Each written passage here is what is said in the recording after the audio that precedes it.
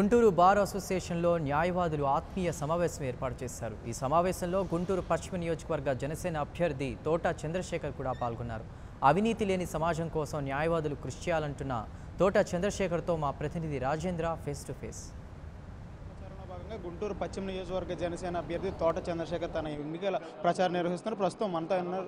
Sir చెప్పండి, ప్రధానంగా party సిద్ధాంతాలను ముందుకు తీసుకెళ్తూ అభివృద్ధి ఫలాలు అందరికీ అందాలంటే జనసేనతోనే సాధ్యం అంటూ మీ ఎన్నికల ప్రచారం నిర్వహిస్తున్నారు. ఎలా సాగుతుంది సార్? ఈరోజు గుంటూరు బార్ అసోసియేషన్ వాళ్ళు నన్ను ఇక్కడికి ఆహ్వానించడం జరిగింది. ఎంతో ఆప్యాయతతో అభిమానంతో వాళ్ళు నన్ను ఇక్కడికి పిలిచి స్వాగతం పలికారు. Bar association president Shri Narendra గారు, అలానే వారి కార్యవర్గం, ఈ గుంటూరు జిల్లా కోర్టులో పనిచేస్తున్నటువంటి అందరు న్యాయవాదులు ఈ మీటింగ్కి హాజరయ్యి చాలామంది నాకు మద్దతుగా మాట్లాడటం జరిగింది.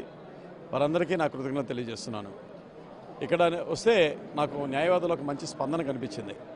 వారు కూడా ఈ సమాజంలో ఒక మంచి మార్పును కోరుకుంటున్నారు.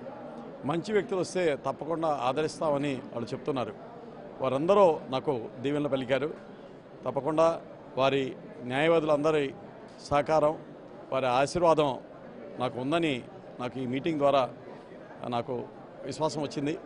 వారు నన్ను ఎంతోగానో ప్రోత్సహించారు, అభినందించారు. వారు తప్పకుండా నాకు మద్దతు ఇస్తామని ఇక్కడ హామీ ఇచ్చారు. వారికి కూడా నేను హామీ ఇవ్వడం జరిగింది. న్యాయవాదులకి ఎన్నో సమస్యలు ఉన్నాయి. వారిని పట్టించుకునే నాదులు లేడు. ఈ ప్రభుత్వం న్యాయవాదుల్ని పూర్తిగా నిర్లక్ష్యం చేసింది. ఇక్కడ న్యాయవాదులు సమస్యలు కూడా నా దృష్టికి తీసుకొచ్చారు. వారికి ఇళ్ల పట్టాల సమస్య ఉంది. అలానే వాళ్ళ వెల్ఫేర్ యాక్టివిటీస్ గురించి కూడా కొన్ని సమస్యలను ఇక్కడ చెప్పడం జరిగింది. ఆ సమస్యలన్నింటినీ నేను నా మేనిఫెస్టోలో పెట్టి అవి తీరుస్తానని నేను వాళ్ళందరికీ హామీ ఇవ్వడం కూడా జరిగింది. డబ్బు మద్యం ప్రవాహం కూడా పెద్ద ఎత్తున సాగిస్తున్నారు. ఇప్పటికే 300 కోట్ల డబ్బును సీజ్ చేసినట్టు ఎన్నికల కమిషన్ వెల్లడించింది. అయితే డబ్బు ప్రవాహంతో ఓట్లు కొనడం ఎంతవరకు సమయం? ఈరోజు తెలుగుదేశం పార్టీ, వైఎస్ఆర్ కాంగ్రెస్ పార్టీ వాళ్ళ సిద్ధాంతాలు చెప్పుకొని వాళ్ళు ప్రజల నుంచి ఓట్లు తెచ్చుకోలేరు. వాళ్ళ మేనిఫెస్టో చూపించి వాళ్ళు ప్రజల నుంచి ఓట్లు తెచ్చుకోలేరు. వాళ్ళకి వాళ్ళ చరిత్ర చూపించి, వాళ్ళ క్యారెక్టర్ చూపించి వాళ్ళు ప్రజల నుంచి ఓట్లు అడగలేరు. ఆ నైతిక హక్కు వాళ్ళు కోల్పోయారు.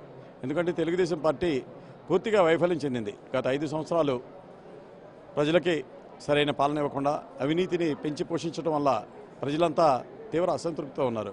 ఇక వైఎస్ఆర్ కాంగ్రెస్ పార్టీ మీద ఎటువంటి నమ్మకం లేదు. వైఎస్ఆర్ కాంగ్రెస్ పార్టీ కనుక అధికారంలోకి వస్తే ఒక అరాచకం పెరిగిపోతుంది. నేరస్తులు మళ్ళీ ముఖ్యమైన కీలక పదవుల్లో కూర్చుంటారు అన్న రీతిలో ప్రజలు ఆలోచిస్తున్నారు. అందుకే ఒక కొత్త ఒరవడి సృష్టించే జనసేనని వాళ్ళు రావాలని కోరుకుంటున్నారు. ఒక మంచి మార్పు తెస్తుందని ప్రజలు బలంగా నమ్ముతున్నారు. అందుకే నేను అనుకుంటున్నాను, తప్పకుండా జనసేన ఒక ప్రపంచం సృష్టించబోతుంది.